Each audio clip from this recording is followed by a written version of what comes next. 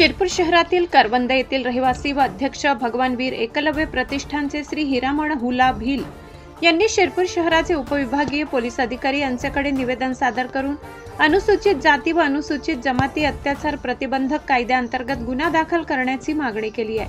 निवेदनात नमूद केल्यानुसार 8 व 9 जुलै 2026 रोजी झालेल्या एका घटनेत संबंधित व्यक्तींनी जातीवाचक शिवीगाळ करून अपमान केल्याचा आरोप करण्यात आला आहे।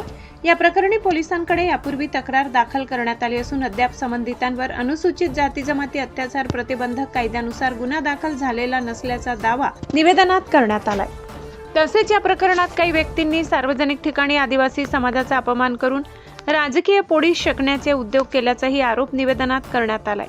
संबंधितांवर भारतीय न्याय संहिता तसेच अनुसूचित जाती जमाती अत्याचार प्रतिबंधक कायद्यानुसार कठोर कारवाई करण्याची मागणी करण्यात आली आहे।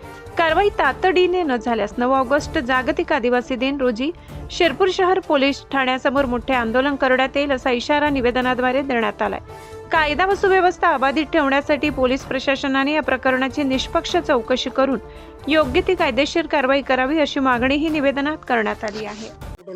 करवंद काय तक्रार होती तुमची? आमच्याकडे ते आदिवासी मुलींवर आता जे अन्याय झाला आहे, ज्या पुढाऱ्यांनी त्याच्यावर ते पोळी शेकण्याचे काम केलंय, अशा पुढाऱ्यांना आम्ही हे करतो, निषेध करतो आणि त्यांना ज्यांच्यावर अन्याय झाला आहे त्यांना व्यवस्थित न्याय मिळाला पाहिजे, हीच आमची मागणी आहे।